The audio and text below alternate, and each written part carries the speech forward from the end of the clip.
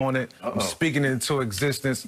All good things this year. 2021. Here we come, baby. I'm stepping with you, I Mike. love it. No doubt. Stepping with you, 7. It's right there it's with 7, you. but it's 21.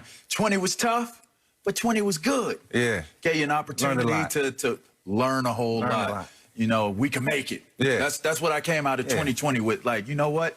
You know what, Alex? What? We can make it. Yeah. Hey, Greg. We can make it. We can make it, Greg. How you feeling, Greg?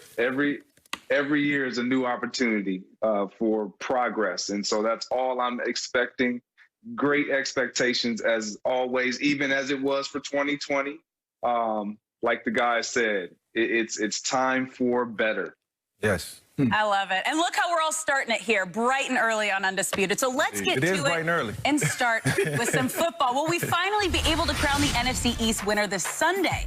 Washington can steal the division with a win over Philadelphia. However, if they lose, then it will be the winner of the Cowboys and Giants game that will be playoff bound. So, LeVar, how will the NFC East play out on Sunday?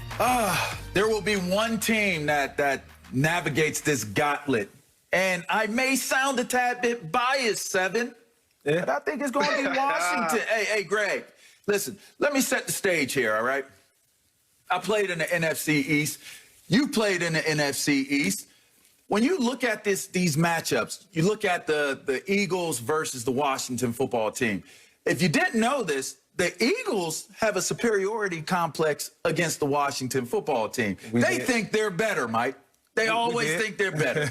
Y'all bring more fans when y'all come to FedEx Field. You think you're better.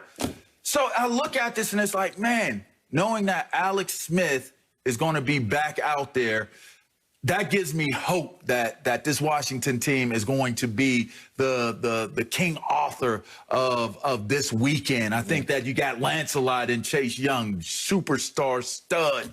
But then you go over into Dallas and with the Giants, they have superiority complexes towards both of each other, right? Right. Giants think they're better than Dallas. Dallas thinks they're better than the Giants. So it's going to be an awesome matchup. You're talking about the city of brotherly love versus Chocolate City, the Big D versus the Big Blue. It's going to be an awesome weekend of games because it's all NFC East that determines who's going to make it to the playoffs. But I think Washington wins it. You know what? I'm excited because, you know, this division was called the NFC least all season long. And it was for the most part. But then you get guys emerging, you know, like Alex Smith for the Washington football team. And I think he stepped up tremendously. It was what they needed with Coach Ron Rivera. You know, I do think the Cowboys beat the Giants this week, but I think to no avail. I think it's just too late. The Cowboys did turn up late, but as of right now, all signs showing that Alex Smith coming to play. And I think the football team, you know, going to put themselves in the position where, look, they win this weekend, they compete in the postseason. You know, I like where they at. So it's a storybook ending for Ron Rivera. It's a storybook ending for the football team, man, and it couldn't have ended a better way. But what the Dallas Cowboys got to learn, next year, 2021, you got to start a little faster. And I got to give props to Mike McCarthy because he galvanized the team. They hung in there. You know, they put forth their best effort. It was just a little too late. So, you know, as of right now, you know, I like where they sit. You know, they beat the Giants. They go into 2021 with some good feeling. You know, with some enthusiasm and something to feel good about. But, you know, the Washington football team, they'll take the next step. They'll take the next level. Gee. I mean, you guys have just completely handed it over to the Washington football team. I knew LeVar was going to do it. Oh, but come on. I played for the Giants, too, though. No, come on now. We know where your allegiance really rests. It rests with the Washington football team. However, I do agree with you guys. I think we all can agree on this. And for me, it goes a little deeper. When you look at this team without Alex Smith, they're just not that good. You're talking 18 points per game on offense, and that's where it matters. Let's be honest. That's where it matters. That's where it's been.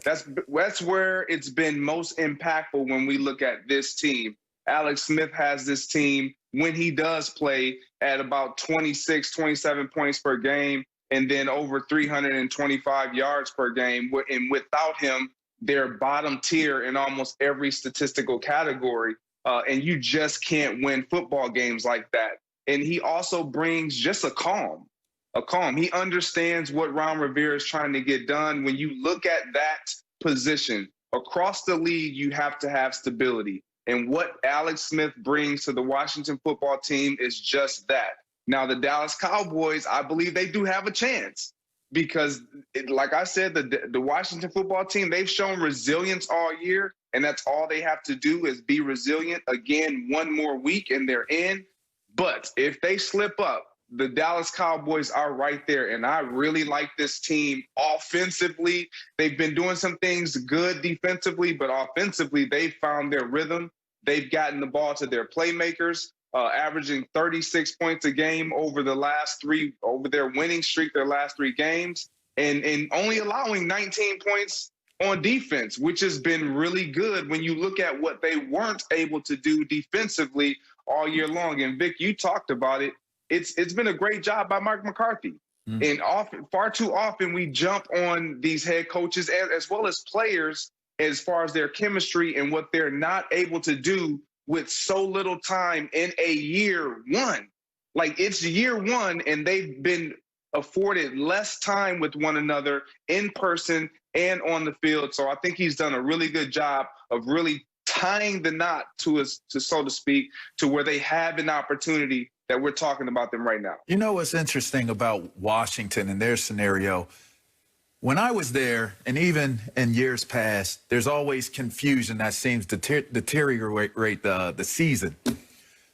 Looking at the Dwayne Haskins releasing this past weekend, or this past week, and looking at how he handled things and the position he puts himself in, Ron Rivera bodied him. Yeah.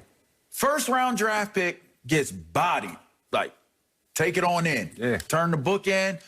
There's not going to be that state of confusion that derails this football team now. Yeah. And so there was no confusion of, is this a cultural shift, or is this just are you flexing of the muscle? Like, this is not going to happen this way, but it's still Washington football, team football. No, Ron Rivera said, look, all y'all on notice, if a top draft pick at the quarterback's position can get bodied during the season, anybody can get it. And I'm going to tell you right now, if that's me in that locker room, I'm not looking at it being scared. I'm looking at it like, we got a real one. We got to be real ones.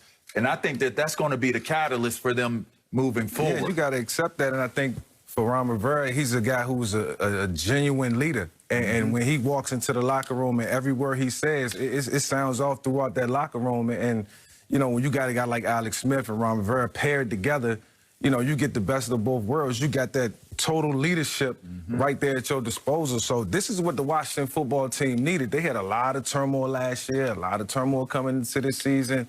And now they get to clean it up quietly. And, a playoff berth does a lot for this team. Confidence moving forward. Like I say, it's what they brung Alex Smith and Ron Rivera to this team for, and now it's paying off, paying big dividends on both sides of the ball, offensively, defensively. Ron, the defensive guru, and Alex, he got the brain power at the offensive position, at the quarterback position. You do know, G and Mike, what I do tend to question, and you guys have given Mike McCarthy so much credit here, and I believe that he's done well as of late and salvaging what's taking place. But this has been advertised as a Super Bowl ready team.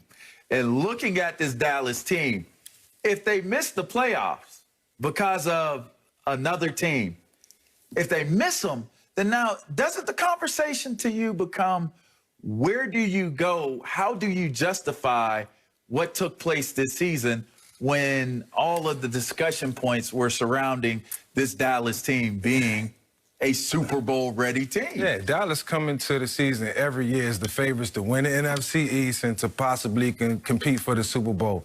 And for all the right reasons, they always have the team starting out the season that can compete, for the Super Bowl. And then slowly but surely things start to go left, and they lose a guy and they lose Dak and yada yada. And it's always been that way. But I think this team learned a lot from this season. Going into next season, You know, they got to look at all the flaws, all the mistakes. And I'll say it again, Mike McCarthy did a great job with this team. Kellen Moore called the plays. It was a lot of variables.